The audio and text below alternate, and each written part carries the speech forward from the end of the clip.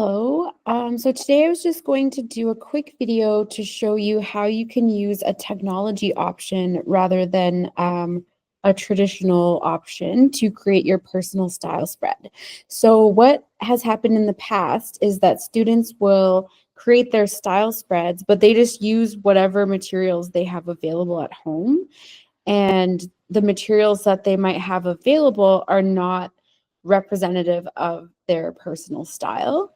So I wanted to show an option with Canva to show you how you can use digital tools to create a style spread that really does represent your aesthetic. So there's in D2L, there's a page that shows you how you can get an account for Canva. And there's also an option called Adobe Express that you can use. And there's a page as well under Student Tools on D2L. So this video is not going to show how to create the account, but everyone who is in the CBE has access to signing up for a free account. You just use your CBE Gmail address to create your account. So I've made mine already and I'm logged in. I'm on canva.com. And I'm going to create a design. So I'm actually not going to click create a design there. I'm going to go down here. And these are all the different options. But for me, I'm just making this style spread. So I want to create just a blank document that would be kind of a similar size to what my sketchbook would be. So I'm going to click custom size. And then I'm going to change the units to inches. And then I'm going to do like 16 by 10, or maybe you could do like 20 by 11, like something that would be the size of your 2 pages side by side in a sketchbook. Usually people's sketchbooks are 8.5 by 11 or 8 by 10. So times that by 2.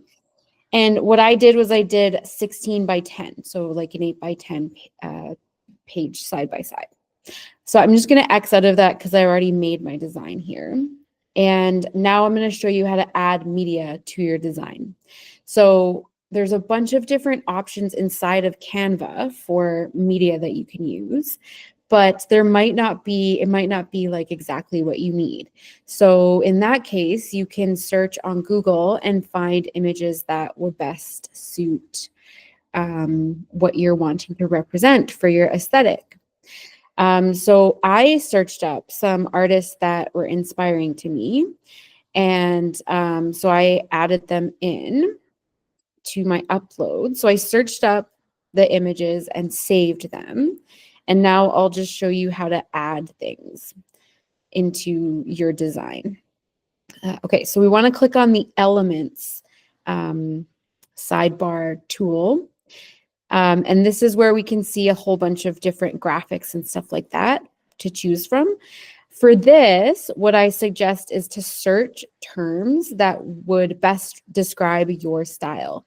So for me, I might search up bold floral or graphic pattern or vibrant color.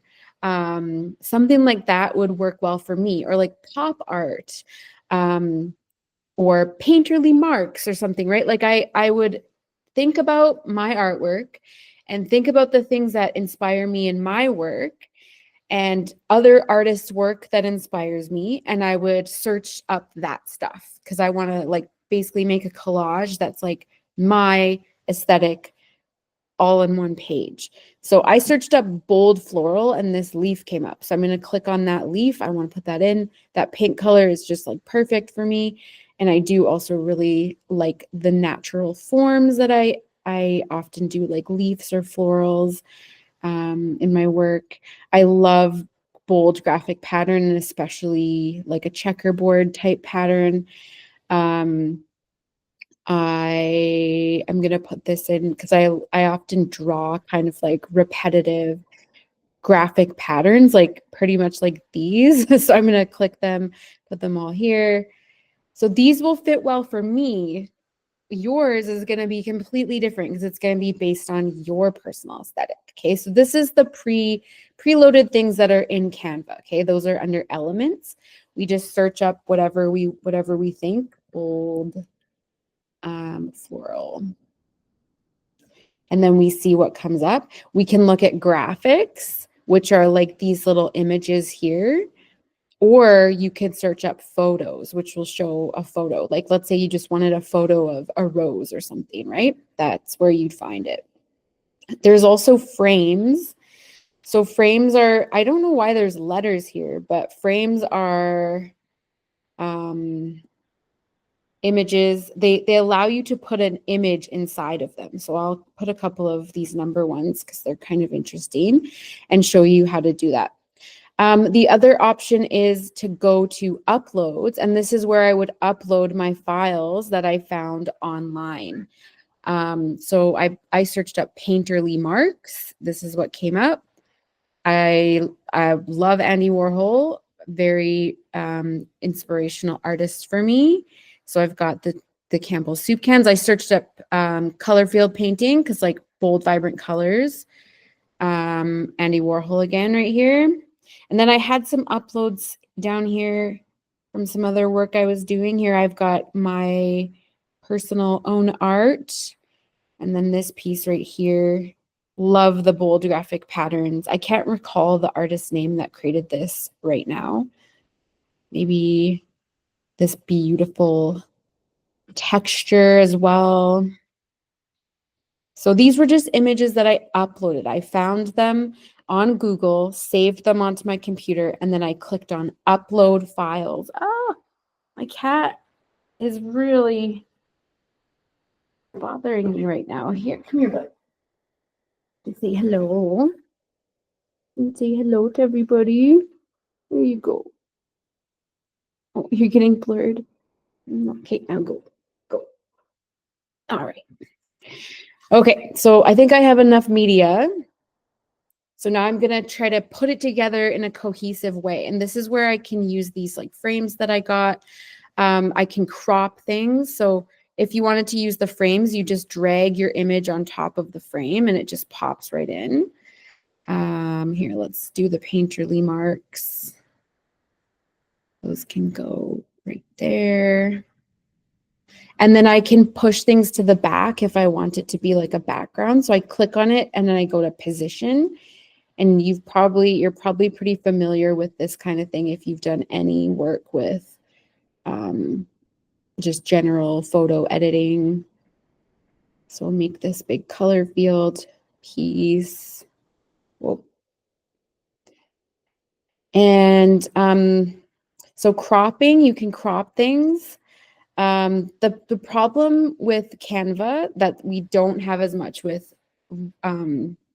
real tactile media, like traditional media, is that we can't edit it as well as we would do with like just cutting something with scissors. So you can use those frames to cut some of your images, and you can change the opacity. You can make it more transparent or less transparent. You can put them into frames. You can maybe edit the background here. I think I can take the background out of this one. So I'm now going to work on creating, like putting this together more cohesively, and then I will come back and show you the result at the end. Okay, so this is my, I guess, finished personal style spread. I could maybe add some more, but it's just turning out to be a lot.